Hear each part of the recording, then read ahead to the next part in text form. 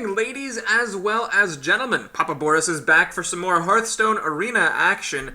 There have been a few requests for Warrior, because, yeah, that class is always funny when I play it. But actually, Warrior is the most recent class of these three that I've played with, so I'm definitely not going to go out of my way just yet to open up that psychological can of worms. Paladin and Hunter both happened approximately an equal amount of time ago. They were back-to-back, so we're going to go ahead and grab Paladin and also turn down the volume.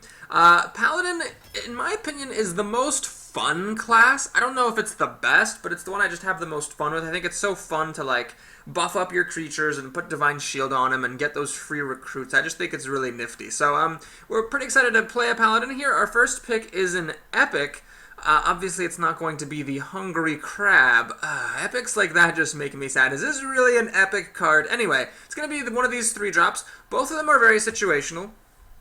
Both of them have the same total stats, so it's going to be kind of a tricky decision what to go with. The Blood Knight is a little bit more balanced. I'd say in general a 3-3 for 3 is better than a 4-2 for 3, because the 4-2 is a little bit more fragile, and this 4th power isn't that often going to be relevant. The magical number you want to hit is 5, and then the other really common number that you want to hit is 3. So, yes, this does kill some things, like, you know, Azure Drake or Dark Iron Dwarf and whatnot, but it doesn't quite kill Ascension Shieldmaster, for example, and it is overkill for a lot of 2-drops and 3-drops, very few of which have 4 health. You've got, like, the Dalaran Mage, you have, like, the Demolisher, that stupid monkey, and that's about it. So most of the time, the 3 will do the job, and then you need the extra point of health against a decent number of 2-drops and 1-drops. So I would say the stats are more likely to be good on the Blood Knight, and the Blood Knight will sometimes just randomly win you the game. Now, so will the big game Hunter. Like if your opponent plays a Giant or a Ventrico Mercenary, and you can actually drop the big game Hunter and have it go off. It's just absolutely devastating. It's especially nice, you know, given that I'm a Paladin here, I don't really have much in the way of removal. It kind of inclines me to go for the big game Hunter, although I feel like the Blood Knight will trigger more randomly more often. Ah, man. Picking between mediocre cards, that is definitely one of the delightful things about Hearthstone Arena. Let's go ahead and trust my instincts. I'll go for the big game Hunter. We'll see if we regret it. Okay, here the choice is going to be a pretty straightforward one, I think.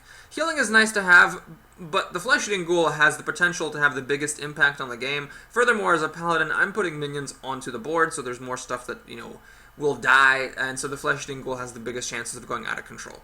Okay, so this is another Swarm card, but here we'll take the opportunity to grab Hammer of Wrath. I think I've lost more than one game in the arena because I don't quite respect this card enough. You're spending like almost your entire turn to deal a pretty small amount of damage, but it is card advantage, because you don't lose a card and your opponent does, so having those is nice. Okay, well, here we're going to grab Humility. I've seen some people say this is a trash card. I don't really understand why. If you can lower a minion's attack to 1, that can do one of 2 things. Number 1, if it's a really big minion, it can save you the game. Like if you have, like, if your opponent drops like a Ventrico Mercenary or one of those epic giants and you make it a 1-8 instead of an 8-8, that can save you the game. So that, first of all. Second of all, even using it under smaller cases, let's say you have a 3-3 and your opponent has a 3-3, if you humilify their 3-3 so that your creature survives, that makes a huge difference. Now your opponent has to do some amount of work to kill off that creature, and making your opponent work for his kills is important. So I think this is an important card to draw, especially for Paladins, because, you know, you don't really have that much removal otherwise. Okay, here we're going to take a little bit of a gamble. I'm going to take the Dread Corsair. Now, the Noble Sacrifice is definitely playable, and the Darkscale Healer has a nice body. It's like a Chillwind Yeti for an extra mana that also restores some health, and health is nice to have. However, I'm hoping that I'm going to see True Silver Champion. It is a common card. Now, you can't always count on seeing any given common, but hopefully we will see one of those, and then this guy is free if you can have him in your hand at the same time as the True Silver Champion. So being able to play a free 3-3 is really amazing. The upshot on this card is higher than the upshot on either of these, and all the cards here are kind of, you know, average, so I might as well go for the one that has the biggest upside. Okay, well, Eye for an Eye is one of the worst cards in the game. We can take a nice Taunter here. I do like the Iron for Grizzly, or the best 2-drop in the game. It's a bit of a tight call here, I would say.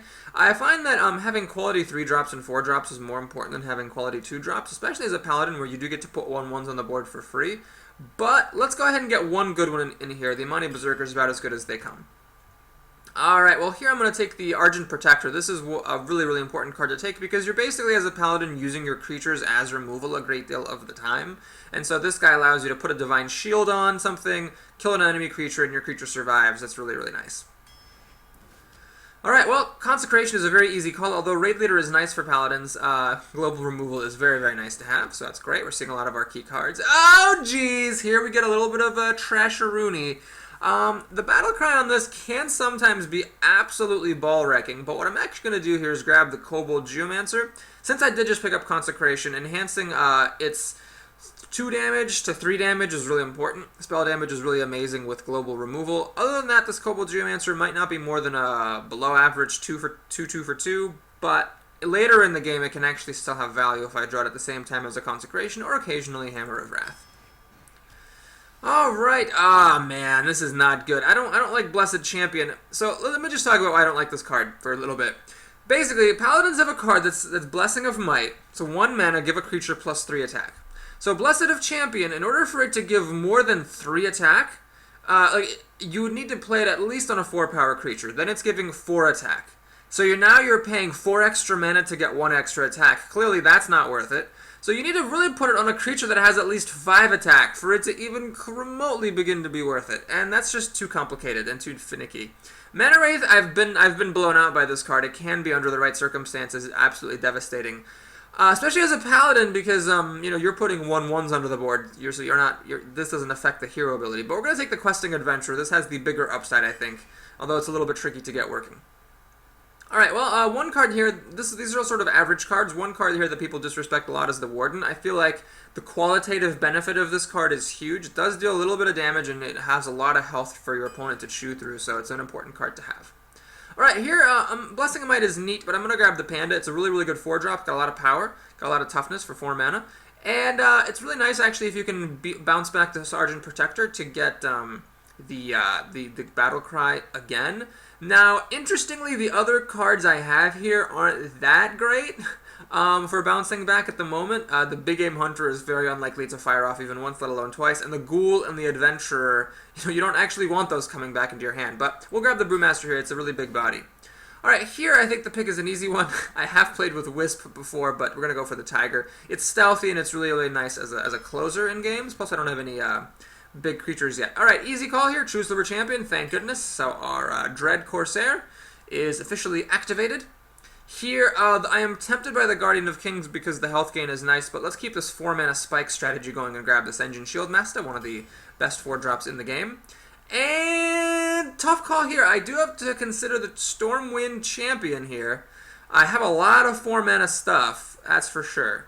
I mean, but a lot of this is sort of removal. We've really only got 4 creatures at 4 mana, so the Chillwind Yeti, it just wins so many games. You just drop it and it wins. Hard to pass on a Stormwind Champion, though, because with the Paladin especially making all your guys 1/1s. Oh, man. It's a tight call. It really is, because basically I've played enough games where someone just randomly drops a Chillwind Yeti on turn 4, and I'm like, I can't deal with this. You have to really have respect for the card, but I do have a lot of 4-drops already, and the Stormwind Champion is late game. I currently have 0 late game. We're halfway through the draft. I think if it were like pack 1, pick 1, and it was between Chillwind Yeti or Stormwind Champion, I would unhesitatingly take the Chillwind Yeti, but here at this particular stage of the arena where we are, I think I gotta give a nod to the Stormwind Champion. Okay, well, I could take a little bit more late game with the Frost Elemental. The Friend Creeper is interesting, but notice I'm paying an extra mana for an extra hit point. Is that really worth it? Nah, let's just take this Engine Shieldmaster here. So we get another Paladin card. So Hammer of Wrath, we really are starting to have a little bit of problem at the 4-mana level. We have a lot of stuff here. I don't know if I want to spike my mana that much. Holy Light is terrible and pretty much unplayable. Never take this card. But I could take another Humility. I think I will, actually. I think it's important to have some outs, and the Hammer of Wrath there is getting a little bit heavy. Okay, so Blessing of Wisdom. I'm going to take another Shieldmaster. I don't even care. Whatever. It's just so good, I will take it. Okay, so we have an interesting choice here. I can take some more late game. We are getting toward the end, and I don't have much. This also, though, is a late game card. I mean, 4 power for 3 mana with charge is outrageous.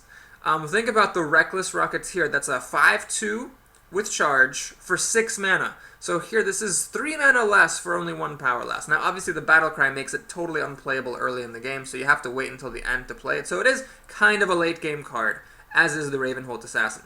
I'm going to go for this. I mean, if you think about it, This comes into play and deals 4 damage right away. If it sticks around for another turn, it deals another 4 damage. It deals just as much damage as the Ravenholt Assassin. Granted, provided it survives. But the Ravenholt Assassin is much more expensive, so like I can play an Arcane Golem and 4 mana's worth of other stuff in the late game. So considering these are both late game cards, I'm going to grab the Arcane Golem.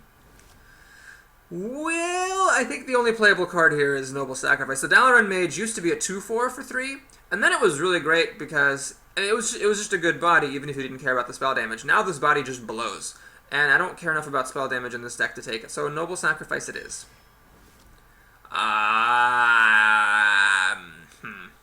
Well, I could take this. Notice the body on this 6 mana card is the same exact body as the body on the Brewmaster, which is 4 mana card, so how much do I care about restoring health? Well, some health gain is nice to have, but this is really not my favorite thing to play for 6 mana. This is actually a playable 1-drop. It's stealthy. It can hide out until you can do fun things with it, like, you know, give it Divine Shield. Or that's it, because actually I never got any Blessings of Kings yet. Uh-oh, that's a bit scary. I could just do this, though. Yeah, we'll take the Hand of Protection. It's the cheapest card here. It's the most straightforward. Alright, the Emperor Cobra lets me deal with stuff, but I currently have 0 card draw, so even ignoring the spell damage here, we'll go ahead and grab the Azure Drake. Haha, okay. Well, we could take this card, which is definitely worse than the other 2, out of respect for the fact that I don't have that many things to play on turn 3. Plus, my 3-drops are really non-existent. This is not really a 3-drop. This is not really a 3-drop. You don't feel great playing the Questing Adventurer on turn 3 because it's so weak and gonna die. I really don't have any 3-drops. Even though the Chillwind Yeti is definitely better than the Tauren Warrior, I need things to play on turn 3 because you can have all the good 4-drops in the world, but if you're not dropping stuff on turn 3 or earlier, you can really fall behind and lose to a fast draw. Alright, well, I am a bit low on late game here, aren't I? The Azure Drake has a 4-4 body, so even though it's a 5-mana card, it's not actually big. The Tiger's pretty big, and the Stormwind Champion. And that's it. We're going to have to go for it. Although the Scarlet Crusader... Oh my god, hang on a minute. The Scarlet Crusader is about as good as they come for 3-drops. Ah, man. And the Frostwolf Warlord is going to be hard to activate because I don't have that much stuff in the early game. All these 1-mana cards, they're not creatures. The Amani Berserker is playable. Argent Protector can't really be played on turn 2. The Kobold Geomancer I'll probably be waiting. I'd rather just play a 1-1 with my hero ability for free than play this thing that's probably going to die anyway. So I really don't have any early plays, so the Frostwolf Warlord actually is going to be hard to make him big. So if this were like, say, a Ventrico Mercenary, which is a 7-6 for 5 mana with a heavy drawback, I would take it because I need some big stuff, but this isn't guaranteed to be big. I've got a lot of 4-drops here, some of which are kind of large. We got 3 Sen'jin Shieldmasters. The Warden is a big body. The Dread Corsair can be free. The Brewmaster's a big body. And then we have some weapons and removal and stuff. We need some early plays. I'm going to take the Scarlet Crusader there. Well, the Raging Worgen is definitely a solid card. And worth considering, because I do need 3-drops. This guy also just has a really cool benefit, though. It might be wasted if I have 2 of them. Ah, man. It's a tight call. I'm going to trust my instinct and grab the Worgen. Again, I think it's important to have 3-drops. This curve is a bit deceiving. It looks like I have a lot. But again, the Arcane Golem, you can't play it on turn 3. The Big Game Hunter, you don't really want to play on turn 3. You want to wait, and maybe you'll get lucky. The Flesh-Eating Ghoul, definitely playable. And then the Questing Adventurer is hard to play on turn 3. And then we have the Scarlet Crusader and the Warrior. Oh, well, hang on. Actually, you know what? I kind of picked these cards sort of aggressively over better things. I took this over Chillwind Yeti. I took the Scarlet Crusader over Frostwolf Warlord. You know what? Let's take the card that's, probably just better in the abstract. Oh, Jesus. Am I desperate enough for late game that I will take a Core Hound? No. No, I'm not. I'm just going to take another Brewmaster. Acolyte of Pain. Perfect. We need some card draw. Another Acolyte of Pain? Well, over this junky stuff? I mean, health gain is nice to have. No, I'm just going to take another Acolyte. Whatever, man. And Azure Drake number 2 seems fine by me. Okay, well, this deck was definitely a little bit weird. I'm glad I got a True Silver Champion and a Consecration. Those are very important cards for Paladins to have. A bit sad I never got any life gain. I saw a couple of Priestesses of Elune, but man, it has to be a really mediocre pack for me to take her. I'd rather get a cheaper card that helps me win than a expensive card that might save me from losing because I didn't have good cards to play earlier. So, I didn't get any life gain other than, of course, the True Silver Champion, which is a bit sad. But, other than that, this card deck has a lot of good cards, and I have one with a similar strategy before, as Paladin, no less. Just drafting lots of 4-mana cards. Okay, we're going to go ahead and keep the Shield Master. because even if you have a slow start, this can sometimes hold the fort, although not always. And here we go. We got a little bit of an awkward hand here. This guy is not super playable. There's a 50-50 chance that this could have been a Raging Worgen. If so, I regret it. But there's a 50-50 chance it could have been a piece of junk, so in that case, I don't regret it. We'll see. Probably be playing the recruits for a little while here. Now, obviously, the mage's hero ability counters mine. She can just kill the recruits I make, but at the same time, that's okay, because then she's not doing anything else. Uh-oh, my opponent has a fast start. That is not good. What have we got here? Bloodfen Raptor. Well, nutsicles. I could play this, waste the battle cry, and just hope that it can trade against the Bloodfen Raptor. That's an option. I could just make a recruit, and she'll probably kill the recruit with the hero ability to swing for 3. Then where am I on turn 3? Nowhere. We're just going to do this. This isn't great, but I think it's the least bad option that I have. Even if, my opponent kills it with a Frostbolt, well, at least I'm getting a good removal spell out of her hand. The amount of time it would have taken for me to get use out of this guy might have cost me the game. My opponent's hovering over the hero ability, which is good. I hope she uses it. I really hope she doesn't have anything better to do.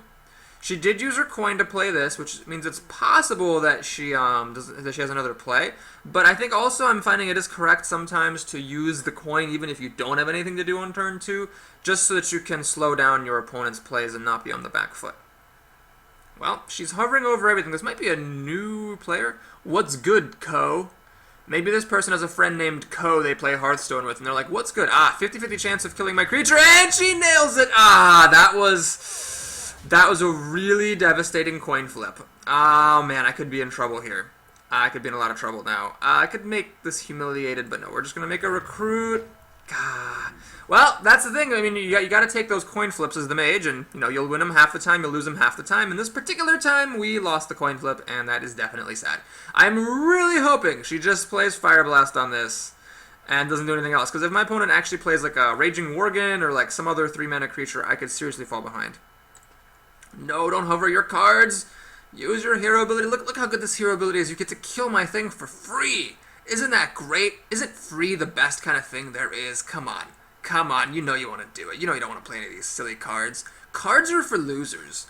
Cards are for amateurs. Professionals play relying strictly on this hero ability. Back in my day, I would actually kill my opponents with... There we go. That's the spirit. Okay. We have all of our humility here, which isn't super great at the time, but we're going to play Ascension Shield Master and pray it holds the fort. A mage could definitely get rid of this with Polymorph or with Fireball. Those are, however, premier removal spells, so I wouldn't mind over much seeing them get used in that manner. Looks like the Fireball is coming down. At least then she's not playing anything else. And this stupid Raptor has dealt a ridiculous amount of damage to me. Alright, we're going to go ahead and play an Azure Drake. Draw a card. That's nice. Flesh of the Ghoul would have been nice a little while ago. Now my opponent can easily kill the Drake just by running in with the Raptor and using hero ability, but that would be 3 of her 5 mana, and at this point I am just happy to slow down the bleeding, because against mages you do have to watch your health. The fact that because of this stupid Raptor that got coined out on turn 1, I've lost 10 health. 9 of it from the Raptor, 1 of it from the Arcane Missiles that killed my Protector. Is very, very unfortunate, because especially if mages have, like, a Pyroblast or whatever. Alright, my opponent uses another Premier Removal spell, which is fine, and she's going to take the time to actually kill that thing, which I can't really blame her for. Alright, so, you know what would be great here? Noble Sacrifice. Sadly, that is the only one of my 1-mana Paladin cards that I did not get. Yeehaw.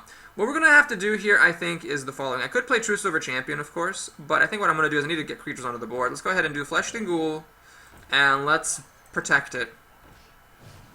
And I could also protect this guy. Yeah, I might as well do it. I mean, if I lose the game, then my cards aren't doing me any good in my hand. Now, it'd be really funny if my opponent had the Blood Knight and gets a 9/9 for 3 mana. Then we'll just. Actually, we might not lose. I mean, I do have humility here, but basically, she's already used Polymorph. She could use it. If she has another Polymorph, she could use it again. Does she have enough? Oh no, she doesn't. Oh jeez, the silence. That hurts. Ouch. That hurts a lot. And you know what's really funny is Divine Shield isn't even that great against mages. She can always pop it off with the hero ability. So she draws a card after playing the silence. You should always draw cards first. My opponent is going to silence this and then trade a creature to kill it. I guess that's a victory. And she's going to pop the thing off my guy. Well, that's fine. We didn't take any damage that turn. You got to take all the victories you can. Alright, well, seems like a pretty easy move here. I could play, of course, the True Silver Champion, but what I think what we need to do is we need to just go on Clearinghouse a little bit here. Let's go ahead and bring this guy back into my hand. And do I want to play the Argent Protector?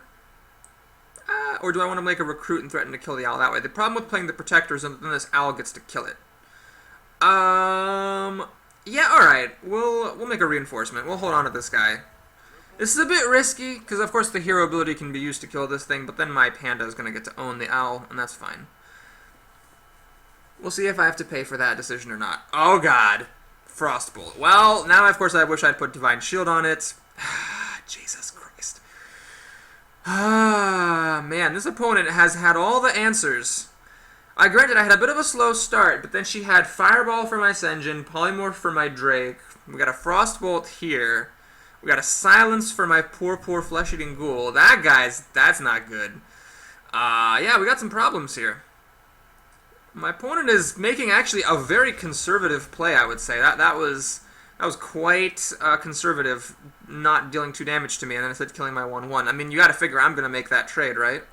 Okay, well, here, we can do some interesting stuff. I mean, I could play True Silver Champion and whack this thing. I don't lose any life. I'd gain 2, then lose 2. This would become a 5/3. And then I could play Humility on it and make it a 1/3. Or I could wait and see if I could get... my opponent could actually enrage it twice. and then I could kill it with this big game Hunter I just drew. Now, if this had been the Blood Knight, I could have actually played the Argent Protector and then made a 6/6. And you know what? That'd be a lot better. So I have to say that first pick of this arena was a mistake. Alright, what we're going to do is we're going to make an Argent Protector here. Put a Divine Shield on that guy. Make it just a little bit difficult for my opponent to kill it. And the issue now is we're in Flame Strike territory, so I really don't want to play any of this stuff. Humility I do want to play on this, but it's too early. So what we're going to do is we're actually just going to equip the True Silver Champion.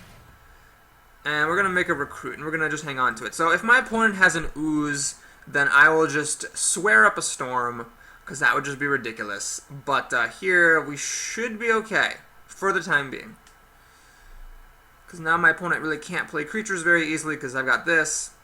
It heals up, so I can whack some stuff as long as it's not hitting me too hard. And the Gurubachi Berserker is threatening, but not immediately. Cone of Cold. Jesus, man, this mage has all of the things.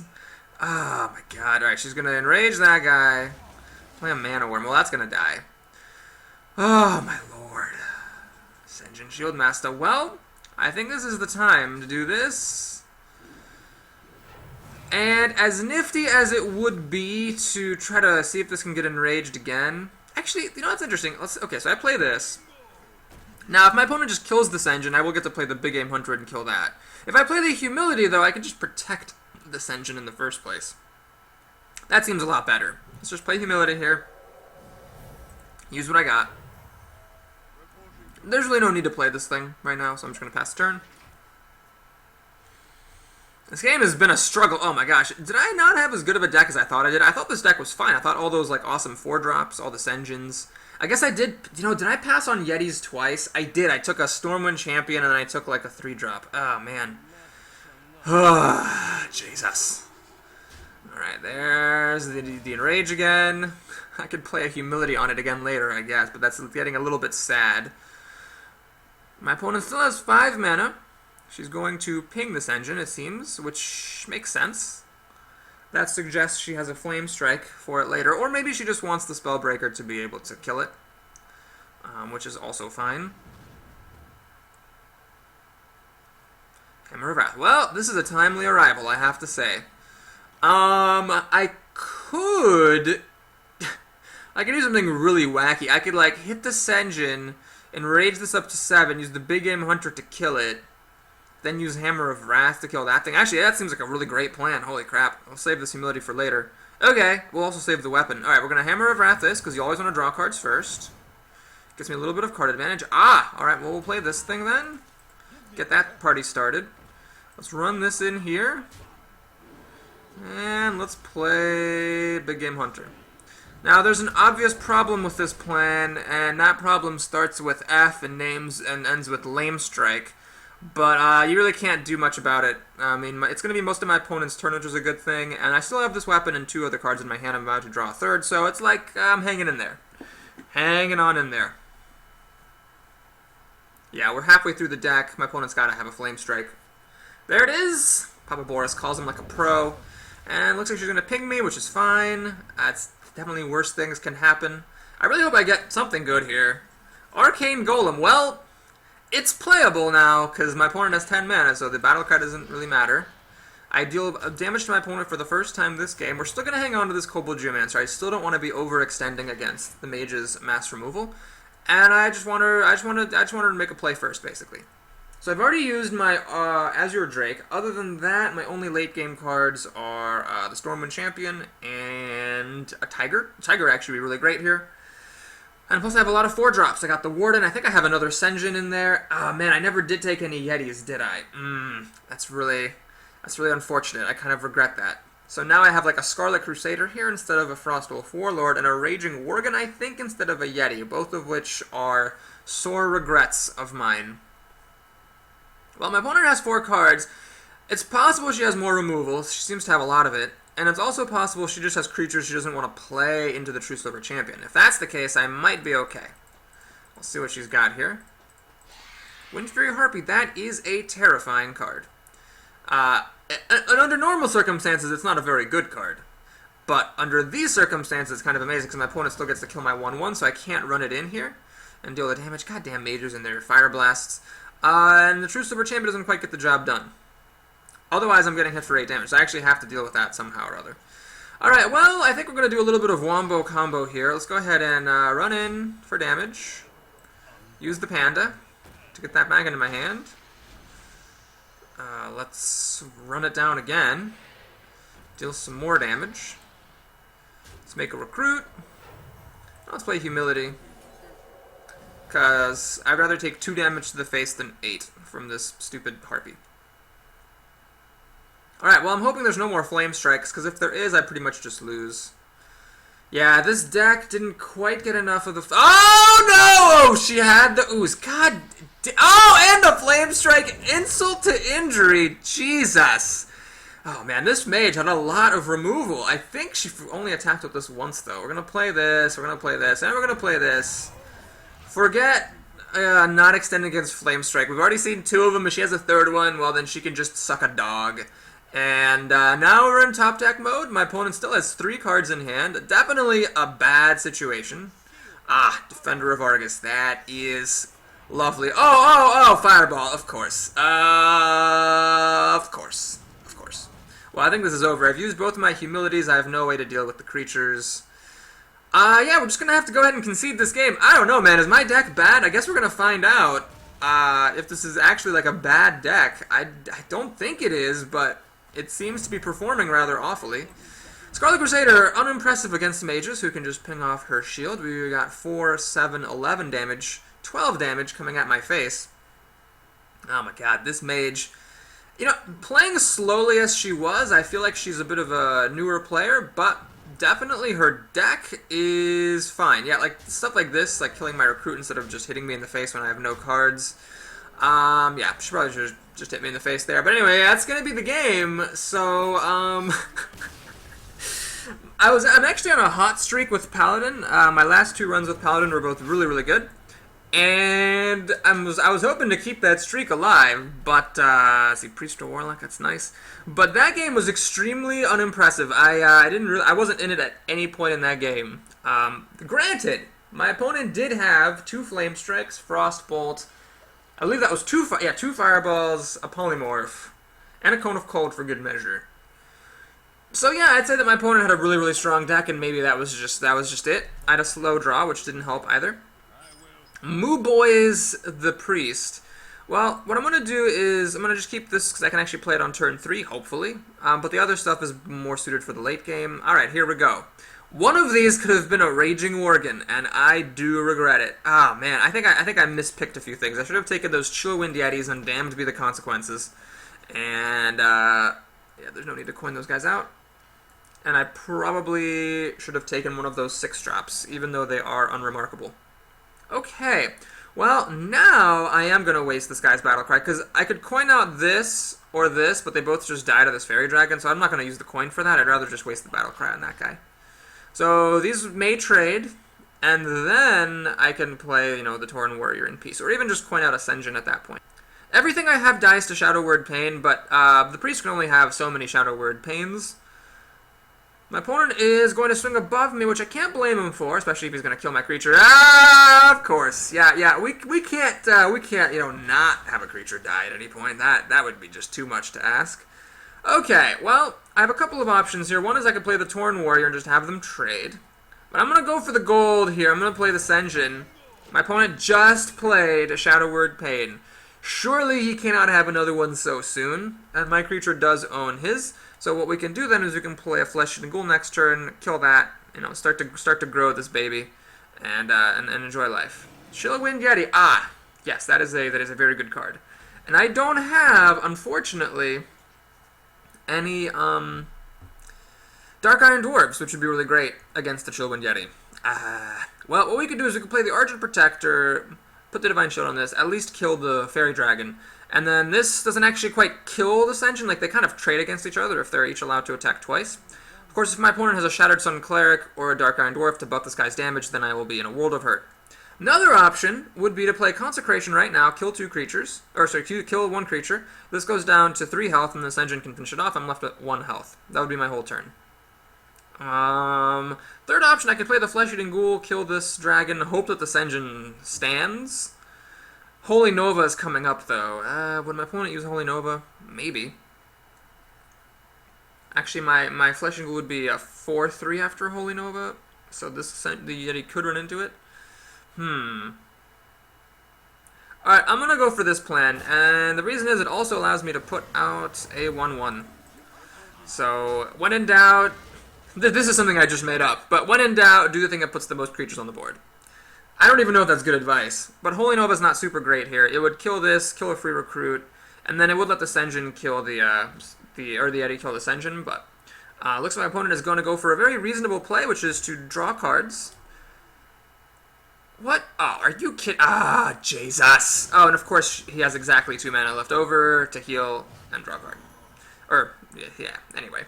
That is fan-fiddly-tastic. Man, I cannot catch a break in these games. Alright, I can play Flesh-Eating Ghoul. But I can't even kill this Yeti. I could run both my guys in and at least kill the Northshire Cleric. Then the Flesh-Eating Ghoul would be a 4/3. The issue there is that if I did that, my priest could heal this back up to a 4/5 and still kill the ghoul. Man, there's just no good options here. I'm just going to consecrate. I definitely could regret this later, but I'm stopping my opponent from drawing cards, and I'm taking the stupid Yeti off the map. Alright, so we spent the whole turn just clearing my opponent, which is not good. That's not really what you want to do. We have both 5 cards, but my opponent is first to play, so he just has Stone Cold the advantage here. And there's another Yeti. Oh my god, these Yetis are killing me! Literally, Jesus. Oh man. Hand of Protection is rather timely. Let's go ahead and play the Azure Drake and draw a card. Big Game Hunter, that's nifty, but we're just going to do that so we can survive against this menace. The world is being overrun by Yetis. Now, the good news is that because I have these 2 Drakes, if I can hang on in there... Are you kidding me? Are you kidding me? Jesus Christ! Oh my god! Can a man catch a break? Oh, lordy, lordy, lordy. Well, this is awful now because the Azure Drake doesn't hold up against either of these creatures. My opponent, of course, has another really great creature here. The Tauren Warrior doesn't really hold up either. The Warden, it holds up. Alright, we're going to do this, and we're going to play a Flesh-Eating Ghoul behind it, and just hope for the best. Now, my opponent being a priest's hero ability is extremely good, and the Yeti can get healed and then attack into my Warden. Mind Vision, I don't even really care. I mean, none of this stuff's that great, I don't think. I mean, the Azure Drake, I guess, would be pretty good. That would be insult to injury here if my opponent stole my best card.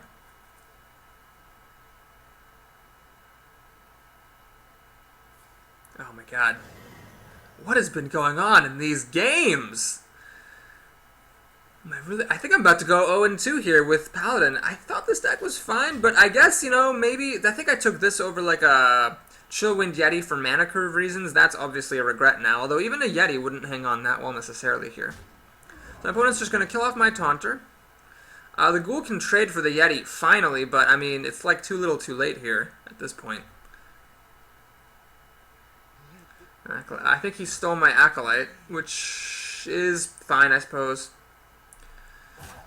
Oh, man, I'm just getting overrun by creatures. I don't know what I can do. I guess I could play more creatures. But the Priest can always heal these damaged guys and then kill my Tauren Warrior. Oh, man, Priests are so good. Well, True Silver Champion. That helps. That definitely helps. We're going to play this just to stem the bleeding, even though he is just going to die. I'm going to try to get as much value as I can here. We're going to just kill this thing. And I'm going to kill the creature that has the most total health. So we'll do that. And it's still not good because the Spellbreaker, my opponent can heal it up to 4 health. Oh, only up to 3 health, but still it's enough. Then kill the Tauren Warrior. And then the Ghoul trades in very profitably against the Flesh-Eating Ghoul. Or sorry, the Golem trades in profitably against the Flesh-Eating Ghoul. My opponent seems to have something even better, like a Holy Nova, perhaps. Otherwise, I don't know what the point of that would be. Yep, he's got the Holy Nova, so he just kills both my creatures and gets to keep both of his, because that's great. Why don't you just play an Ooze on top of that to kill my weapon? Oh, he has another Acolyte of Pain. Okay, Power. Okay, this is great. I don't know what I can even do to win here at this point. We'll play this because you always want to draw cards first. Monty Berserker. Yep. We'll kill this guy. And we'll make a recruit. So I've already played Consecration, so this doesn't really matter that much. If I get a Hammer of Wrath, though, 4 damage might make a difference. We'll see. Well, at the moment, I actually somehow, I guess it was thanks to the weapon, I was able to kill off the Yeti, kill off the Spellbreaker. I kind of have the board here. Let's see what my opponent can do. He's going to draw a card. So he's really ahead on cards here. Northshire Cleric. Oh, my God. The endless cards. Does he have another Holy Nova? Are you fucking kidding me? Are you... I realize I just swore and I apologize. Frickin'... You've got to be kidding me! Jesus! Oh my god. I cannot get a... You know what it is? You know what it is? Oh yeah, that's great. That's awesome. Thanks. That's delightful. Oh, my opponent, this is a newbie. He doesn't even know that you actually need to heal damage for the Northshire Cleric to draw cards. And I am getting blasted! Oh, God. Oh, my God. You know what it all started with? It all started with that arcane missiles that the mage won the coin flip and killed my Argent Protector. 50-50 odds that stopped me from killing his raptor, and it was all downhill from there. Jesus Christ. The Yeti army, and then now just the endless card drawing, followed of course by a Lightwell. I don't know. This player is new. We could tell he was new because he used Lesser Heal on a undamaged creature to try to draw a card off the Northshire Cleric. So he's definitely new, and he's playing well. Other than that, he knows how to draw the cards and all that good stuff. Oh man, my only hope is he has a bad deck. Oh no, of course he has Holy Fire. Of course. Oh, of course he's got the Holy Fire. That's great. I mean, why wouldn't he have Holy Fire? I love it when I have Holy Fire. That's great. Okay, he's drawn 4 more cards than I have and has the pretty good board. With 4 mana to spare, he could draw another card if he wants, so he can draw endless cards here. I don't think his deck could possibly be bad enough to not win with all the cards that he's drawing. Inner Fire? Alright. Tragically, this is not quite big enough for my big game hunter to be able to kill it. I don't have any silences. I don't think I even saw any silences, actually. So that's funny. We're going to just go ahead and draw a card, because you always want to draw cards first. Arcane Golem doesn't quite get the job done against this Acolyte, nor against the Lightwell. Ugh. Well, we're going to have to, I guess, take the best that we can get, which is to kill the Northshire Cleric. Make a recruit. And pass ye old turn. So the Acolyte of Pain does get to kill the Sen'jin, and then my opponent does get to heal this like up to 4, but then at least the Arcane Golem would kill the Acolyte after going like massively down in cards, and these cards are terrible here. Oh god, what is coming? What is coming? Is it another Holy Nova? Ah, that. So it's just a 6/6, which is honestly good enough, and the Big Game Hunter can't deal with this. The Arcane Golem would have to use a 1/1 to deal with it. Oh my god. Honest to heavens. Well, let's do this, because you always want to draw cards first.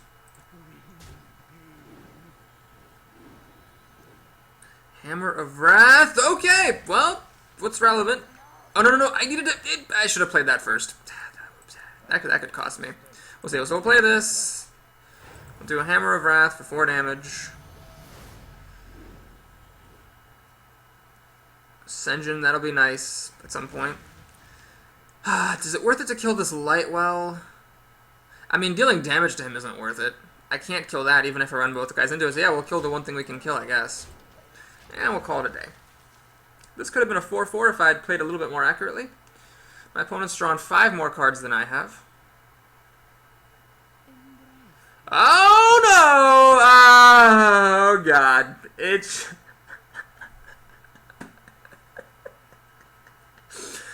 It's like a train wreck that just like won't stop wrecking.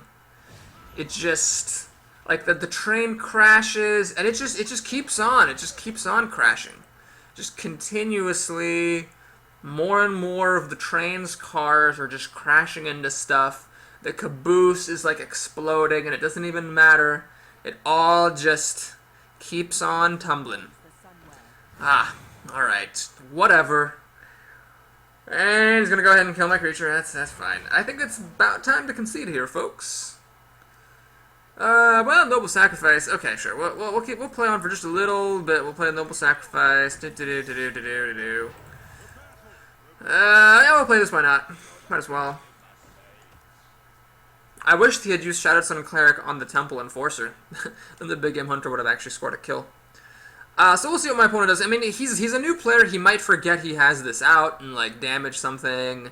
He might not play around Noble Sacrifice, and like this guy will bite it. I mean, the odds with me winning here when he has 6 cards are infinitesimal. But who knows, man? Who knows? You never know what people are going to do. Alright, he's going to run in. Looks like... Actually, I think he made the correct play there. That is how you want to flush out the Noble Sacrifice. Now he's going to score the kill on my Sen'jin. He has not forgotten that his hero ability kills rather than heals. And he has 8 mana and 6 more cards to play. Ah, God, those Holy Novas. Those Holy Novas. And that Shadow Word Pain. And that Holy Fire. Yeah, I mean, that's the weakness of the Paladin, though. That's what you sign up for when you play Paladin, is the fact that your opponents have really good removal and you really don't. Humility. Is not going to cut it. Let's be polite, give a well played.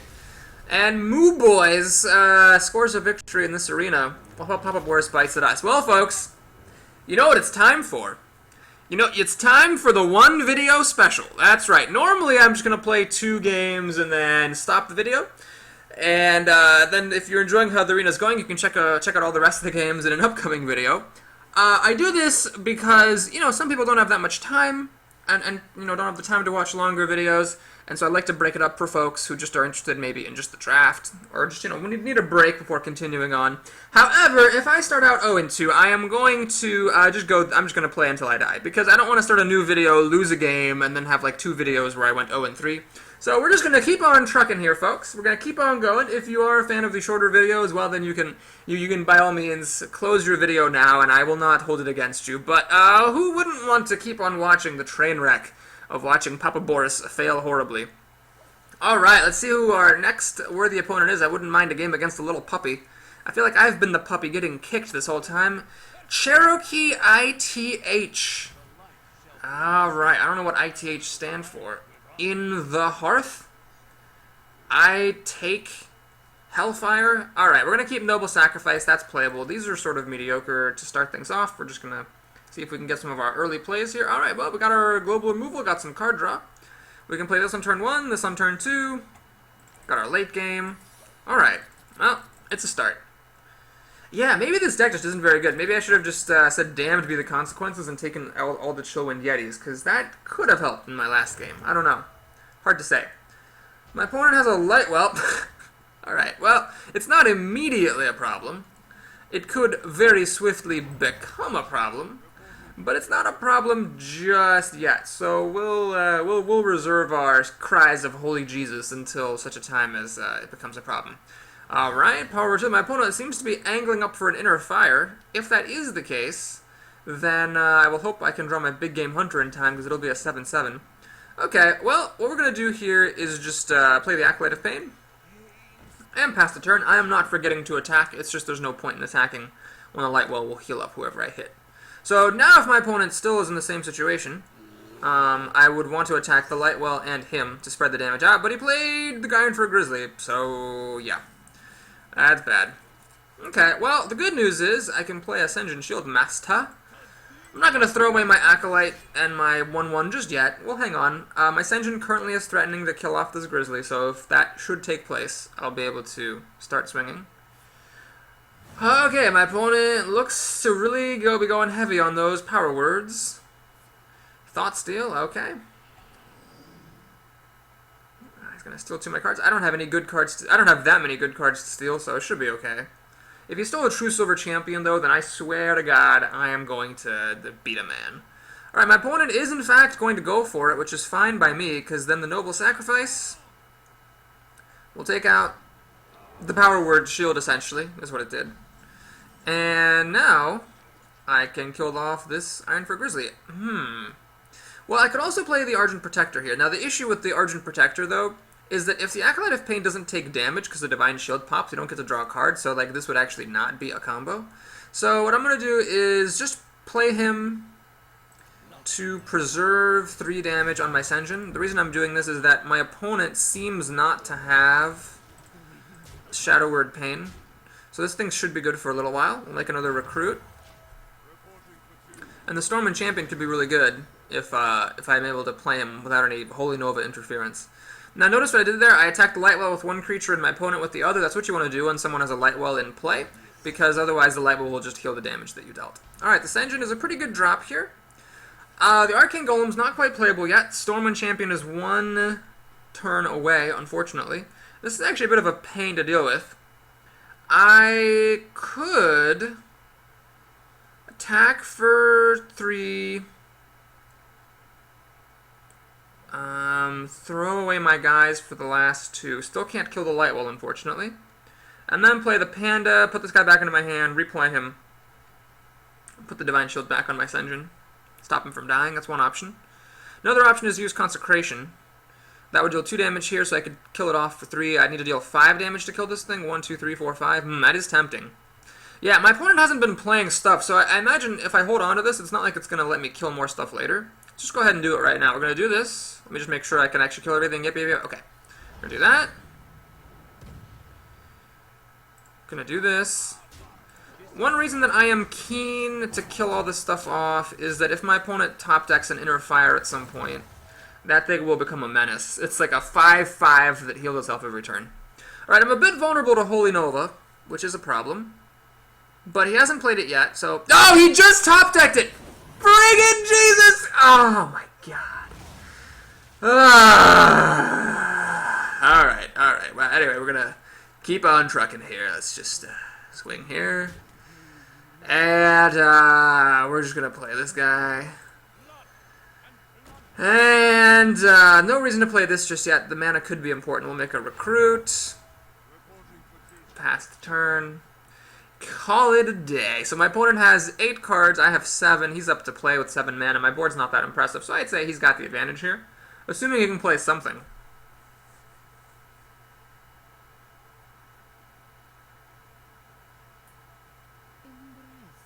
Oh my God. That is a problem! Oh no, that's not good. My opponent... Actually, my opponent played this instead of healing, so that's good, I suppose. Okay, well, let's take a look. We can play the Stormwind Champion. This would be a 4/4, just practically not quite enough to kill it, the Soul Priest. But that would mean the Acolyte is enough to kill that, and then I can play Divine Shield. Yeah, we're going to do that. That seems like the best move. We're going to do this. We're going to preserve some health on this guy. I could also put a Divine Shield on this and save him from dying. But no, I want to keep the health up. So we're gonna... Well, draw cards. I should have... No. I needed to play the Stormwind Champion to buff this guy to the point where he could kill the Fairy Dragon. So this is an exception of always draw cards first. But let's just do it anyway, just to keep up the good habits. Send your Shield Master, good to see. Alright, we're going to do that and that, because I don't really want this guy living. And we're going to pass the turn. So this is actually kind of nice. This guy is a 4/4, which does not die to Shadow Words. Of course, if my opponent has a Mind Control... Oh my god, he has Mind Control! Of course! And of course, this guy is attack of 7 or more, so the 6 is just totally not going to happen. Oh my god. Jesus Christ! Alright, well, we're up to 8 mana, so I think this is the time to play the Arcane Golem. And we're going to charge. And we're going to attack. Now, I could actually play this, but then I had to be a mana short of being able to play this again, so we're just going to hang on to that thought. Let us play Ascension Shield Master and put the Divine Shield on that giggity guy, and we're going to pass the turn. So my opponent has a Stormwind Champion, but I'm in the game still, because after the Stormwind Champion kills that guy, that's fine. After the Stormwind Champion kills this Dread Corsair, I can pop the Divine Shield to finish that off, so the Divine Shield's keeping my Ascension alive.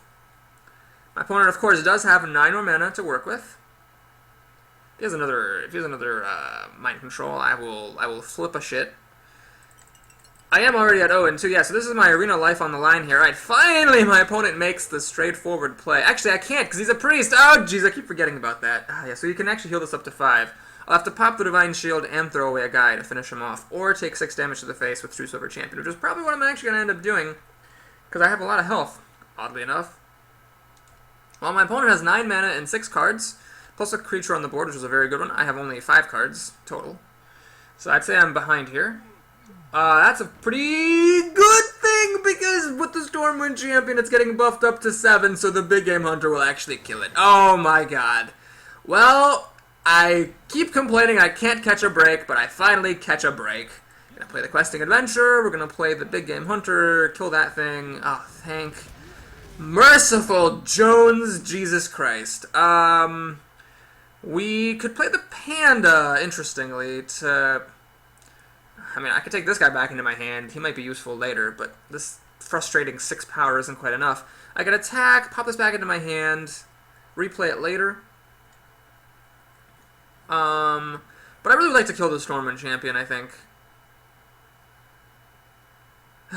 Maybe not. I mean, the Stormwind Champion has to attack the Ascension, doesn't he? He does. So we're just going to go for the gold, go for the glory here. Let's go ahead. Panda this guy. The fact that I'm putting a card back into my hand means I have an extra card I'm going to get to play. So, like, I'll get to buff the Questing Adventure up more. These two guys are both at 4 power, so Shadow Words do not kill them. Northshire Cleric, whatever. You can suck a dog with your Northshire Clerics. He's going to attack, which is smart. You want to attack first, then heal. If he had healed first, he would have wasted a point of healing. He's going to draw a card. He's got 7 mana, 6 cards. He's got Divine Spirit. Alright. Fair enough. Man, he is really pimping out my own Stormwind Champion here. He should have done this first. Unless that was the card he drew. No, he should have done this before the Divine Spirit, because he might have had a more relevant play to make. Okay, let's do a check to see if I can win the game here. So I can play True Silver Champion, this guy's a 5/5. This guy's a 6/6. Humility, this guy's a 7/7. We got 7 plus 3 is 10. Oh my god, I can actually win. Oh my god. Well, this is definitely scary here, because, this is a really hard win.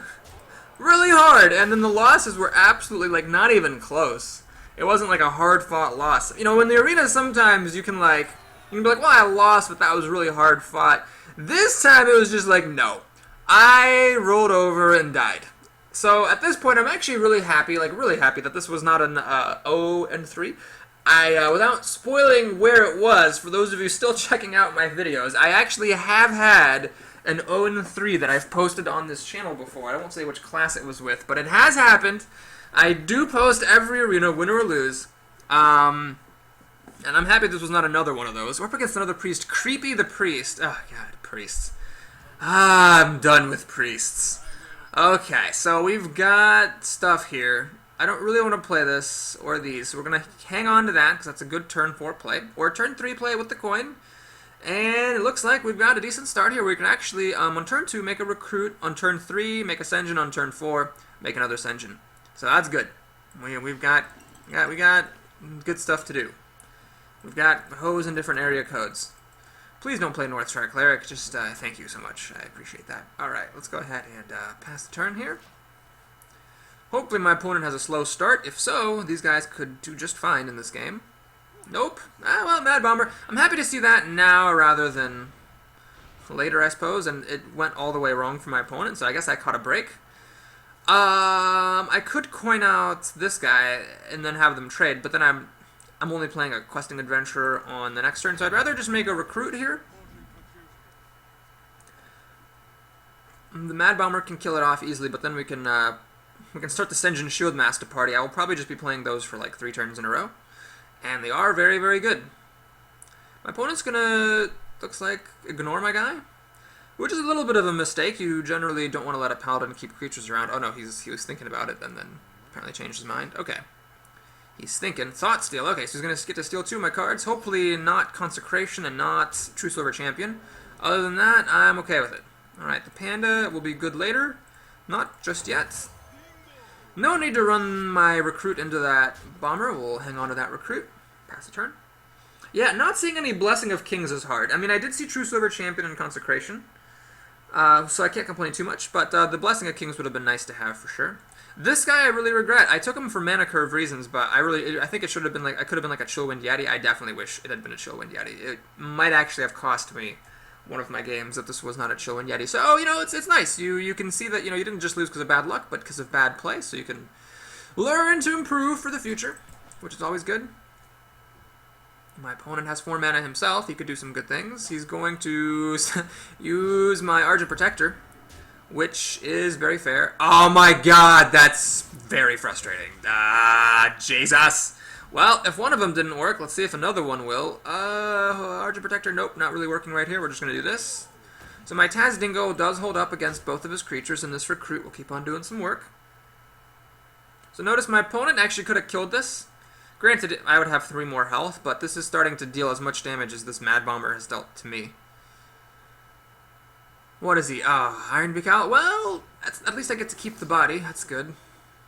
I sound like I just killed someone. Like, well, she's dead now, but at least I get to keep the body.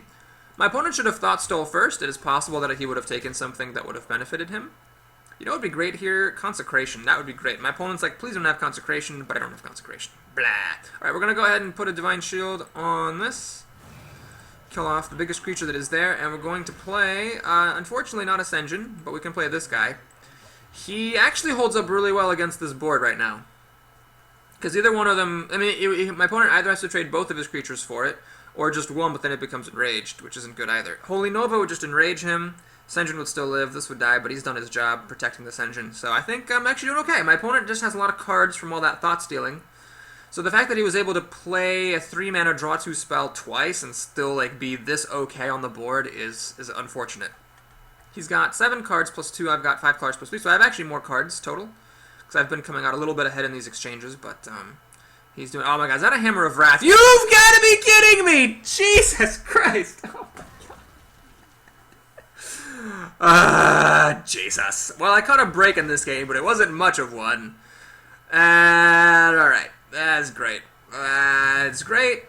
That's really, really great. I could actually pop this guy back into my hand, potentially, and replay him to get the taunt back. But I think what's more important is to get creatures. So what I'm going to do is I'm going to take a risky play. I feel like I'm behind here, so I'm going to take chances. I'm going to make a recruit. So what I'm basically doing here is I'm not running the Senjin into the Owl. I'm preserving the health on the Senjin, trying to deal as much damage to my opponent as I can, and I'm hoping this recruit will be able to kill the Owl. That is the hope. I need to squeeze every last ounce of value that I can from under these circumstances. Luckily, my priest opponent cannot just kill these recruits at will. The Twilight Drake is a good card here. With 8 health is obviously a lot of health, but I do have Humility to make it a lot less threatening, and if my opponent silences it, that will also silence the health. So if you humiliate someone, the opponent can silence it. That will make the humility effect go away and bring back the creature's power. However, humiliating or silencing the Twilight Drake to get its health back will also, or excuse me, to get its power back will also lose its health. So I feel like I'm doing all right. Okay. Well, let's take a look at the situation here. Acolyte of Pain. I'm kind of tempted to wait and see if my opponent will play Inner Fire on this so that the Big Game Hunter will kill it. However, then that means that it will have gotten to kill some of my own stuff. I could play the Questing Adventure and play 2 more cards after it. The Acolyte plus Humility, making it a 4/4. And it could actually hold up. It is possible this engine will hold up. So yeah, we're going to go ahead and do that. I need to, again, just take a little bit of risks here. Trying to, you know, press every damage that I can. I'm gonna keep this guy's health above 2 so he will survive Holy Novas. And use the other guy to kill off this Acolyte. And we're going to swing. Now I could have actually just swung for 3 damage instead of killing off the Acolyte and then forced the Acolyte to hurt itself against this guy. But again, I want to keep this guy's health above Holy Nova and above Holy Smite. Because he is my taunter at the moment, so I'd like to preserve him. This guy is currently immune to Shadow Words. My opponent could kill it with a Greater Fire, but that would require almost all of his turn. My opponent's going to play a Northshire Cleric here and start drawing even more cards. Man, this card draw is starting to become a problem. Voodoo Doctor, not even going to use the hero ability. Oh, he's going to get... he is! He's going to get to draw 2 cards. Oh, Lord. Well, I'm going to have to start racing my opponent down here. With this card advantage here. It's going to be a problem. By the way, if you're looking at these deck counts, you might think, oh, it's not that big of a deal. He's only drawn 4 more cards than you have. But that's actually not true. My opponent has drawn 6 more cards than I have because he thought stole 2 of my cards twice. This could have been a Frostwolf Warlord. I definitely misdrafted this. This should have been a Frostwolf Warlord. Basically, I took some mediocre 3-drops because I was afraid of my curve, and it was just a mistake. Okay, anyway, the Big Game Hunter has nothing to shoot. So what we're going to do is I think we're just going to go for it here. Let's go ahead and make a True Silver Champion. Let's just see how big we can get my guy here. Oh, let's draw a card. Yeah, we're going to go ahead and just kill that guy off, draw a card. Humility. I can humiliate this, I suppose. I don't know if it's worth it. We could play a Scarlet Crusader Humility. This guy becomes a 7/7. What have we got? We got 7, 10, 13, 14, 18. Even if I had attacked this guy, it'd only be 19. But I think we're going to go for it. I mean, my opponent's in big trouble because his weapon will kill him off after I do all that. So yeah, we're going to do this. This. Get that Questing Adventure up nice and big and juicy. Whack. And whack. So this Acolyte of Pain could have dealt 1 extra damage, and to be honest, I should have counted that first before deciding not to do it. But given that I wasn't going to kill my opponent, I'm glad I drew the card. But again, I should have counted it before I did anything else. Right, Shadow Word Death. I'm alright with that. That's fine. Now, what my opponent really needs here is a Holy Nova. This would... I'm allowing him to kill off everything on my board and heal him up to 4. He would then have... No, he wouldn't have any mana left to heal. He would then die to my weapon. Okay, that's good. So Holy Nova will not save my opponent. That's good to know. I think I might actually steal another win here against a priest who drew umpteen gerbzillion cards. Alright. He's got 6 mana left over. What's it going to be?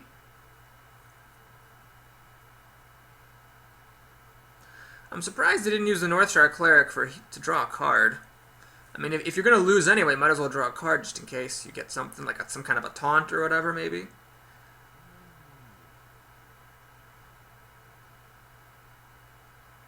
Those humilities, I think, were pretty good. I don't know about this one. This one just all did was really pump a Questing Adventure. I'm not sure that this guy having less damage was that relevant. But this is definitely nice. This Twilight Drake has been around for a while, and it's been whacking a lot of things. Alright, my opponent is thinking, and I don't begrudge him that. I mean, his life is on the line here. And if he's anything like me, his arena life is on the line in this game.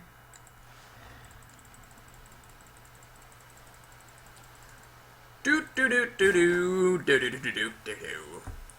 do we got here, buddy? What have we got? Come on now. You can do it. Geico can help. Lord of the Arena. Well, what he really needed was a Sunwalker. Lord of the Arena unfortunately does not preserve my opponent's arena life. Alright, let's just not be fancy here. Let's just do this.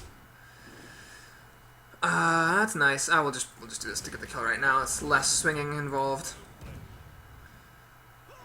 And that is ye old game! Alright, we got to 2 wins. Hey, if we can get a 3rd win, we'll be average. That'll be nice. I have noticed that a lot of folks have come over from Northern Lions channel because a devoted fan of mine has posted a comment there about me, and so a lot of people came over. It's just so funny that once people started coming over to my channel, I started playing terribly. That's not exactly true. I had one bad run in the last couple of days, and one good one. It wasn't 9, but it was a good one. And then we have this run. Oh, God. Hopefully people will stick around because they see the potential, they see the promise of Papa Boris. Or because they've watched Papa Boris's older videos, so they know he's not actually terrible. Alright, well, I am really glad I got this Brewmaster. He's been good. The Arcane Golem is not really playable just yet. And you know what, this is not... I'm realistically on turn 2, I'm just going to make a recruit. I'm not ever actually going to play that guy. Well, maybe against a mage I would. I could play this because it survives the hero ability. Alright, we're going to do this. We're going to play the Kobold on turn 2. And then we're going to coin out Ascension on turn 3, and then by turn 4, it's likely that enough will have changed that this will actually be playable. But if not, then not.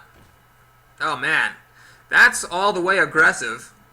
Do I need to change plans here? Do I need to coin out Geomancer? Realistically though, how is a mage going to buff this? Abusive Sergeant, I guess? If he has it. Man. The problem is if I use my coin, I'm going to have a really slow start. I'm going to have this on turn 2, and again on turn 3. That's like 2 turns in a row where I'm doing nothing. But I think I have to go for it here. I think I need to do this. So my opponent can at the very least use the Young Dragonhawk to attack me, then attack the Geomancer, then finish me off with hero ability. But I feel like that was worth it because the alternative was to possibly get blown out. Alright, my opponent knows what's doing. Oh, whoa! Oh, I see. She's going to let me make the trade.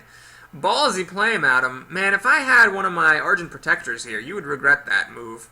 Well, we're going to do this, and we are going to, in fact, kill that Dragonhawk. So my opponent made a ballsy play, and it happened to work out. So I used my coin, and she got to deal extra damage to me, and it looks like it was all for nothing anyway, because she didn't have any good follow-up here. Okay, the Questing Adventure coming down.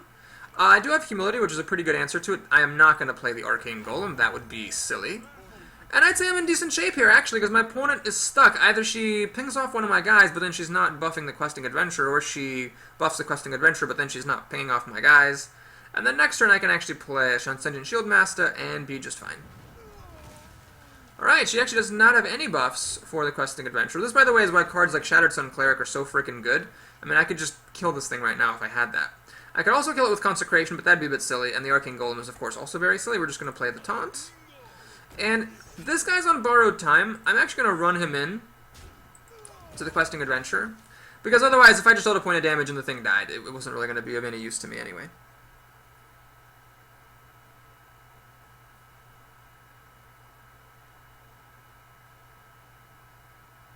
Okay, well, let's see what my opponent wants to do here. Polymorph seems to be the answer. Cannot quite kill this thing off, which is very frustrating. Ah, there's the Divine Protector, just a second too late here. I could play the Panda, but then this guy just gets me debuffed once and it'll trade. Same goes for the Azure Drake. I could play the Arcane Golem. You know what? Screw it. I'm going to give my opponent the extra mana, which means it's really bad because it means that a mage gets up to Flame Strike early. But if she Flame Strikes these two things, then that's fine. I'm okay with that. And my other stuff all does sort of die to Flame Strike, which is a problem. But I've got the Mogesian Warden, who hangs in there. Ah, Frost Nova. Okay. Well, Consecration will wipe all these little 1/1s out at a time of my choosing, so I'm okay with that. Hammer of Wrath doesn't quite kill this. I'm going to play the Warden, make another dude. Trying to prevent this 3/5 body from getting epic value killing my creatures. Hopefully my opponent has no fireballs or polymorphs for this Warden. She did already use a polymorph, so it's not super likely that she'd have another removal spell already. But then again, that's what I thought about that first mage, and the steam never stopped coming. The steam never stopped coming with that one. I wonder. I'm still in the game. I'm still in the game. This guy is doing a really good job. I'm glad I drafted him. Protecting my little dudes from the wrath of the Violet Teacher. Arcane Missiles, well, let's see where it goes. Yeah, that was unfortunate. I really didn't want that recruit to die. Or this, well, actually there were a lot of good targets given that the hero ability can finish things off. The only thing it was safe to hit were the Warden. She's actually going to go for the Warden. Wow, she's taking that seriously. Is she going to run this guy into it as well? Or is she going to play a Blizzard? Oh my god. Nope, looks like there's no Blizzard incoming. That would be funny if there were. Blizzard or Cone of Cold would both be incredibly good. It looks like my opponent saying whoops here has miscalculated a little bit. Cold Light Oracle. Wow, that is not a card to which I will object. And an Novice Engineer. Interesting. Well, given that she did all that, she should have done it first, because again, you always want to draw cards first. Hammer of Wrath does not quite kill this, and I've already lost my poor Geomancer. Consecration seems awfully good here. It does kill a lot of stuff, and it will allow me to trade this guy who's on borrowed time with the Violet Teacher. Is there anything else that I'm doing with my life? 4 mana. Is it what everything else costs? Damn it. Well, I could swing with this guy. Man, it sucks that he got Arcane Missiled, because I could have killed the Novice Engineer if he hadn't. I could swing with this guy, Panda, replay him, put the Divine Shield on the Arcane Golem, kill the Violet Teacher. That's one option. Then I could trade the Mogushan Warden in for that. I don't like that plan. You know what? Screw it, everything. Screw everything. We're just going to go ahead and play the Consecration. Shut up! I'm thinking! This guy's on borrowed time, so he can trade for the Violet Teacher. Swing! Swing! Let's play the Noble Sacrifice. That'll be handy later. And make a recruit. Alright, this is very scary against a mage. Cone of Cold just absolutely obliterates me here. So my opponent gets mad at me when I don't make moves and then gives me well played. Uh-oh, that looks like a Cone of Cold incoming. That was just what she top decked, isn't it? Arcane Explosion. Oh, that's also good. That is also good. Secret. Well, oh my god. I really hope it's Ice Barrier or Vaporize, because if it's not, if it's a Mirror Entity, my opponent gets to copy a really good card. Well, I don't want her to copy a Taunt or Spell Damage, so we're going to go ahead and play this guy first. See if it's Mirror Entity. It is. Okay. Well, such is life. Oh, man. Hammer of Wrath doesn't quite do it! Oh, my god. Alright, we're going to make that. And I'm actually gonna hang steady here. I'm not gonna play Humility on it just yet because it is about to run into a Noble Sacrifice, and then Hammer of Wrath will finish it off. I guess I could have played Hammer of Wrath now in preparation for that. Mana Worm, okay. Polymorph, that's fine. I'll take it. Hammer of Wrath now can actually be used against the Mana Worm. So Noble Sacrifice doesn't quite get the job done here. This is at 2 health, and I only have 1 recruit, so I can't quite kill it. Ugh. You know what's really funny? I should have thought about this. Now I can actually play Azure Drake, and Hammer of Wrath would have dealt 4 damage and killed this. So I pretty much just wasted the Noble Sacrifice for nothing. That's great. Well, I think we're going to Hammer of Wrath. So always draw cards first. Let's kill that Mana Worm before it gets out of hand. Flesh-Eating Ghoul, that would have been nice to have when the turn started. Yeah, I think what we'll do is we'll actually just play the Sen'jin. And here's the time to use Humility to stop my Sen'jin from dying. Alright, well I'm actually ahead on cards. My opponent has 4 cards plus a 1-2, and I have 5 cards plus better things. Now mages can always come back. Flame Strike would get her right back up, but then again, that would require her whole turn. She seems not to have Flame Strike, or would rather just put a 5-5 on the board, which is fine. Ice Lance! Oh my god! Ah, Lord on a frickin' pony. And of course she's gonna kill that guy off, because why not? All this death and destruction, and then 1 turn after I played Flesh-Eating Ghoul, of course. Alright, we're gonna, I think we're gonna do this. I don't know. I could play this guy and protect this, but then the Flesh-Eating Ghoul will just, or the Frost Elemental will just kill it. I could also use Divine Shield so I don't have to use this guy. Alright, let's do that. Let's do that. I should have done that first, but it's fine. Humility actually seems good. Let's use it. And pass the turn. So the issue now is that Flame Strike kills my cards, but she didn't play it last turn, so I don't think she has it. Yep, she seems really not to have the Flame Strike here. if this guy can live, I'll be okay. Ah, that's... Thank God. Thank God I had humility for this, because now I get to make a really good play. I can, Interesting. I can put a Divine Shield on this and kill off the Wind Fury Harpy. Okay! Oh, killy dokily. Let's... Do I want to play Flesh Eating Ghoul this turn? I do, actually. I messed up. I should have played the Flesh Eating Ghoul first. Actually, whoa. I don't want to overextend against Flame Strike. Never mind. I don't want to play Flesh Eating Ghoul. I want to play my Tiger. It survives Flame Strikes. Recruits are free. Kill that thing. Okay. So Flame Strike here would kill off everything but the Tiger. And the Tiger is stealth, so the hero ability wouldn't be able to finish it off. She instead draws a Frostwolf Grunt. That is just fine. I still don't really want to play anything that dies to Flame Strike. So I don't want the top deck Flame Strike to be that good. Stormwind Champion, though, survives Flame Strike. It is the boss hoss. Let's go ahead and kill this thing off. And think this could be Vaporize. I'd rather lose the 4-4 than the 5-5, because the 5-5 survives Flame Strike. It seems not to be... What is it? Wait, what is it? Is this Ice Block?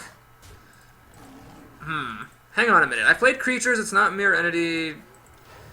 I've attacked, it wasn't Ice Barrier or Vaporize. I cast a spell, didn't I? I cast Humility, so it's not Spellbender or Spell... Yeah, it's Ice Block.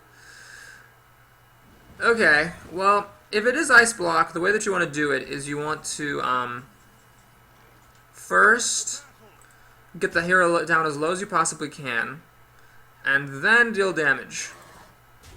Aha, it's Ice Block. Well, this is a demonstration, in case you ever wanted one, of why Ice Block is a terrible card. This Ice Block could have been something that helped my opponent, and instead she just loses a turn later. I don't know what even a mage could have that would save her from a True Silver Champion in my hand, and this on the board. Sorcerer's Apprentice, alright, that's not going to do it. We catch a break. I always complain that I never catch a break, but you know I'm just saying that, you know, joshingly. I do catch breaks sometimes, and in this time I caught a break that my opponent didn't have any Flame Strikes. Well, Manuel M. Put up a bit of a fight. Again, I have not had any easy victories here. They've all been, like, hard-fought slogs, but we made it up to 3 wins. So it's well, is it respectable? It's average. It's average. And considering where the arena began, I will take it. I will take it, and I will also enjoy it. Alright, we're up against a worthy opponent, thankfully not your worst nightmare. That would be a good one. BB Pinkett, the Hunter. Okay. Well, this is actually a pretty bad hand. The Hand of Protection doesn't really do much. Questing Adventure, you really can't play it on turn 3 most of the time. So we're going to just shit back, see what we can get here. Oh, no, this is not good. I got 5 drops. I was really hoping for 4 drops, so at least I'd have something good on turn 4. This is, again, not really a 3-drop. This could have been a Ravenholt Assassin, and you know what? I'm glad I took this instead, because in that game against the Mage, it was really handy. I played it on turn 5. Put a Divine Shield on it, killed off a Questing Adventurer, and then the extra mana ended up not mattering. So anyway, it was fine. I think that that is a decision I'll stand behind in this draft. However, there were a couple of times I passed on 4 drops because I was afraid I had too many 4 drops, and nope, I should have just taken more 4 drops. That is the lesson of the day. All right, my opponent, is he AFK? I don't see him hovering over any of his cards. I don't know if actually you see the hovering when people are choosing what to mulligan. I think you do. My opponent might be AFK, we'll see. I guess I will take a free victory at this stage. It'd be nice if it showed what the timer was. Okay, so I'm first to play. I obviously have nothing to do. Does my opponent... he's hovering. Okay, you can see he's hovering over stuff. He's here. He got back to the keyboard in time. Now I'm really praying he has a slow start. There we go. Thank goodness. Okay, we get to put a 1-1 on the board. It's nice to be playing against someone whose hero ability doesn't impact the board. Hunters, not to say that they're a bad class, but it's just nice, after playing so many priests and mages, that all you can do is deal damage to me. So as long as I'm winning on the board, I'll be fine. Alright, there's a panda. It's unfortunate, because it will, of course, trade with my ghoul. I could play Humility on it, but it'll still kill my 1-1, and that will actually stop me from playing the ghoul. So let's think. If I play the ghoul now, the panda will just trade. I'll get to keep my 1-1. If I play a 1-1, then, this guy could kill one, and the other one will kill him, and I can play Flesh Eating Ghoul, buff it up. Yeah, we're going to do that, actually. We're going to do this. Since I don't have any 4-drops here, I'm going to have to try to treat my ghoul as though it were a 4-drop. It's gonna be a 3-drop that has to try to be as good as a 4-drop. So I'm going to play it, and then finish this thing off. And then, of course, pray that my opponent doesn't have any deadly shots. I've also got a mana left over next turn after doing that, so I can play a Humility on a big creature if my opponent should play like an Animal Companion, say, and he drops like a 4/4 bear. Oh, that would suck. If he drops the 4/4 bear, I won't be able to kill this thing off. That would be sad. What has he got for me here? He's got Ironforge Rifleman. That is actually really good right here. Ah, Jesus. Well, anyway, luckily we top-decked our way out of the situation.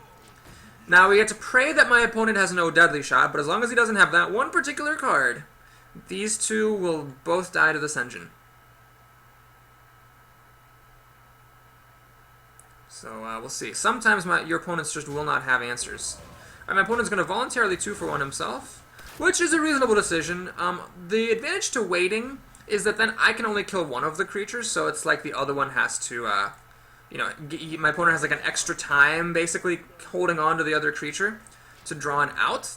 But the disadvantage of waiting is that there's a chance that your opponent will then like buff the creature he already has and screw you over. Well, this is a time when I am glad I drew the Big Game Hunter, but I'm for once going to actually play this correctly. Let's play the Flesh-Eating Ghoul first, then play the Big Game Hunter. You want to put your lowest health creatures in the middle against hunters because of explosive shots. Okay, well, I think I have the big advantage in this game. I mean, anything can still happen, but I definitely have a huge advantage now after my opponent went all in on that Sea Giant and I had the perfect epic answer to it. You really can't play around Big Game Hunter. I mean, you just can't. But you've got to, it just sucks when it happens, basically. Okay, well, let's think about this. My opponent probably doesn't have anything else for 1 mana. So, I could, of course, run the Big Game Hunter into the bear. And if that's Freezing Trap, then my guy will actually pop back into my hand, and I'll get him again. I'd rather have him pop back than a Flesh-Eating Ghoul or the Azure Drake. Well, the Azure Drake, I could draw a card again, but it would be very expensive. 7 mana is kind of a lot. If it's Explosive Trap, though, I want this guy to be the one to attack, because he'll die to Explosive Trap regardless. Wait a minute. If he's dying to Explosive Trap regardless, I want him to die against the bear. Ah ha ha ha ha ha ha. Okay, so we're going to do this then. Yeah, I don't see anything better. I mean, I could play Humility on this, I suppose, and try to keep this guy alive. No, I think this is Explosive Trap, so I think this guy's dead anyway. Let's just go ahead and do this. Alright, so that happened. Flesh-Eating Ghoul gets big. And it's Explosive Trap. Alright, I guessed correctly. This does mean that a multi-shot is now very threatening to both of these creatures. And the best way to handle that problem is to play more creatures. So, let's go ahead and play this guy. And this guy. Now, if I were as good as I say I am, I should have played this first. If I really thought it was Explosive Trap, I should have played this first so I'd get enraged. But then again, maybe having the extra health is going to be handy.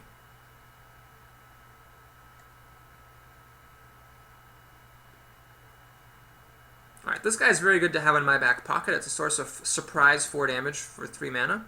Actually, 9, 12, 14. Hunter's Mark. Uh-oh, is this an Explosive Shot incoming?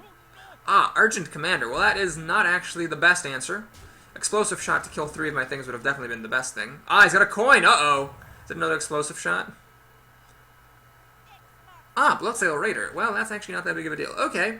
Well, let's go ahead and take a look at the situation here. I could play this guy, and we'd have 6, 10, 14, 16 damage on the nose. Let's do it. So the Flesh-Eating Ghoul, as I often say every time I play that card, this is a good illustration of why that's a very, very good card. So I don't regret drafting it, but I do regret drafting some of the other mediocre 3-drops, like the Torn Warrior, and even the really good 3-drop, the Scarlet Crusader, given that it could have been a Frostwolf Warlord. Well, that was actually the first, I would say, comfortable victory I had. It was due in large part to the fact that I had the Big Game Hunter for my opponent's Giant, but you will notice, however, that I did have a Humility in my hand that I never ended up using. So, had I not had the Big Game Hunter, I still could have humiliated that Giant, and if my opponent didn't have any silences in his hand, then it would have been a 1/8, which is definitely something. It would have had a presence, and it would have killed off some of my creatures, but I would have definitely still been in the game. So it's not like that won me the game from a losing position, it just won me the game from an already winning position. Alright, Twinkie Pie the Priest. God, I'm not normally one to complain about facing off against the same class but tons of times in a row, but man, these priests. Okay. Hand of Protection could actually be handy, but I'd rather get creatures than it. So we'll do that. We'll throw this away because I'm hoping that this will stick. And I'll throw that away too, because he's a 4-drop, but I'd rather have Ascension, so I'll send him back and see what we can get here. True Silver Champion, well, I'm pretty happy with this mulligan, I think, just because I got the weapon. But, now... Yeah, this guy's not really playable. Jesus Christ! The Northshire Clerics. Greetings. I wish there was like a fuck you emote. Alright, anyway, we're gonna go ahead and pass the turn here. I'm actually considering playing this on turn 3 to kill off the Northshire Cleric. Because this is just such a terrible threat. Although maybe I should just play the Scarlet Crusader. The Scarlet Crusader threatens to kill the Northshire Cleric. And then if that fails, I could use the Arcane Golem.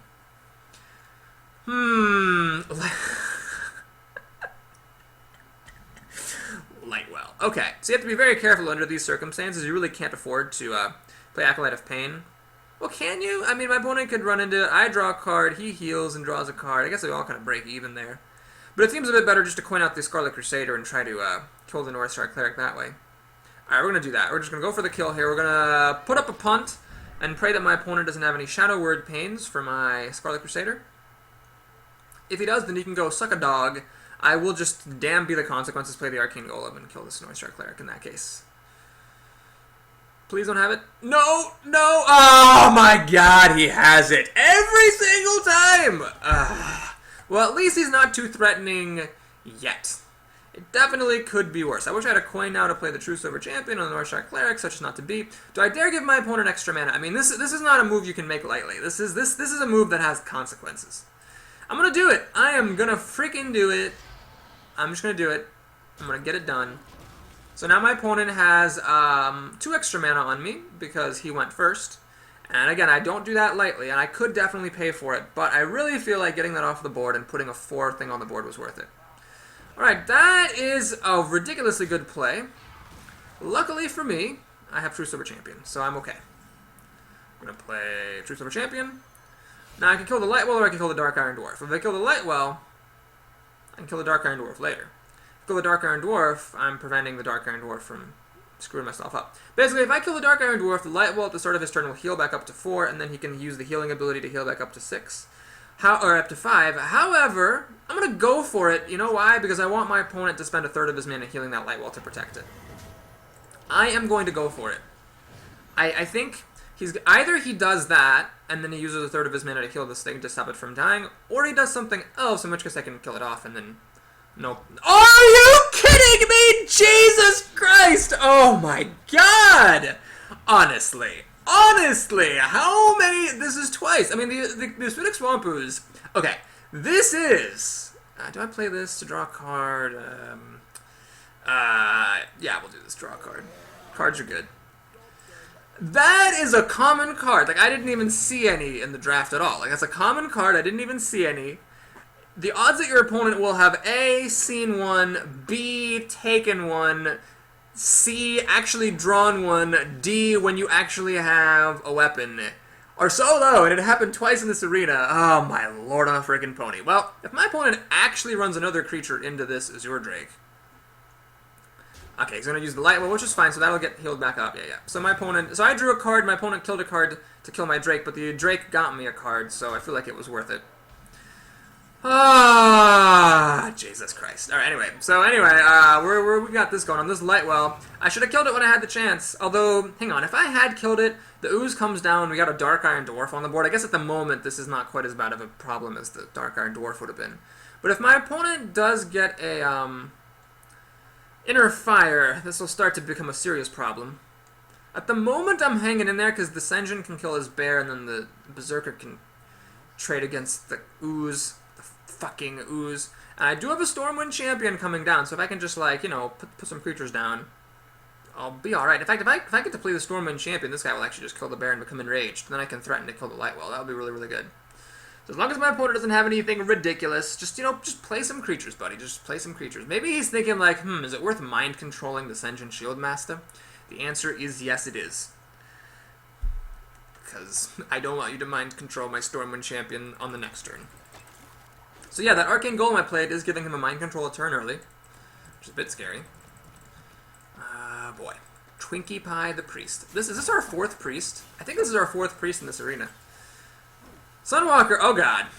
I don't think I have any answers for that. I really don't think I have any answers. Do I have any answers for that?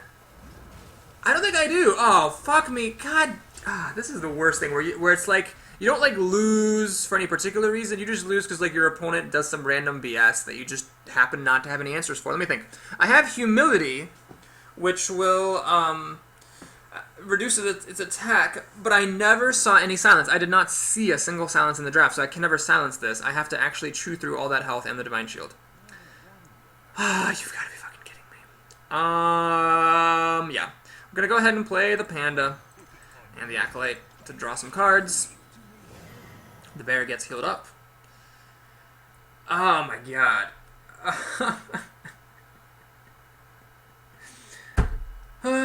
Man, this arena run thought steal. Alright. So that's actually really bad for me because my only hope was that he only had one card, so the fact that he got to draw two there is very distressing. I really don't know how I'm gonna get past this thing. I mean, I guess I could like. Oh, are you kidding me? Jesus. It never ends. It never ends. He's just gonna go pop the Divine Shield to kill my Panda, which I can't hold against them. Stormwind Champion's not really a great drop here. Let's